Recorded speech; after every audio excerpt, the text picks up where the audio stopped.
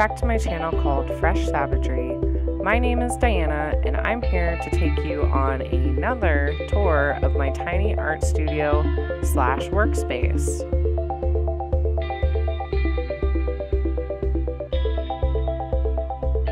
I absolutely love the book called The Life-Changing Magic of Tidying Up by Marie Kondo because it has really helped me learn what I need, what I love, and what frankly I just don't even know why I have in my apartment. For months now I've been using the KonMari method to go through every single thing I have, and that includes my art supplies. Art supplies are so hard to get rid of because you might use them one day or you might need them just in case.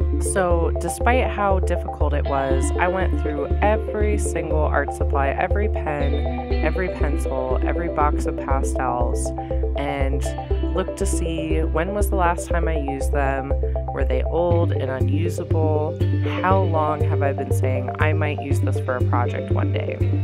And the result was being able to have a studio that is free and clear of that junk, of those potential projects, of those maybe I need these supplies. And it really gives me some space to be creative.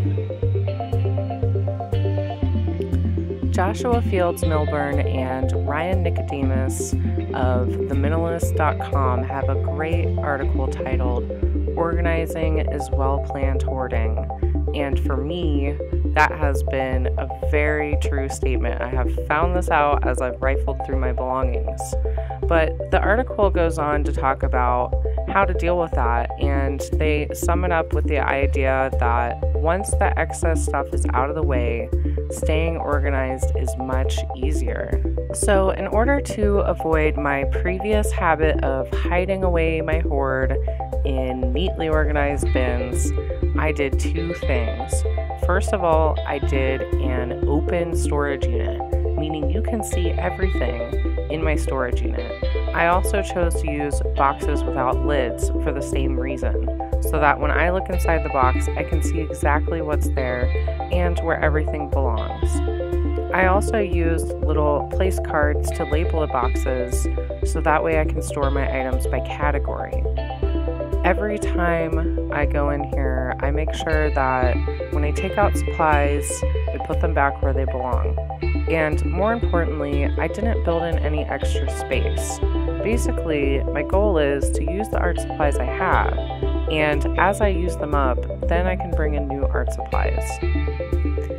If you're like me and you've been on a minimalist, declutter, spring organizing, whatever you want to call it type of kick, you know how much work it is to go through your items, responsibly discard them, clean, reorganize, all of those things.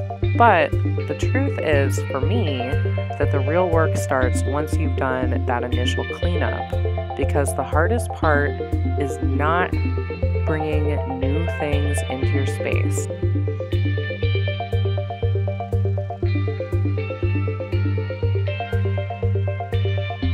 Once I was done with this fairly massive project of decluttering and reorganizing my artist studio slash workspace, one of the things I did was to take some time to personalize the space.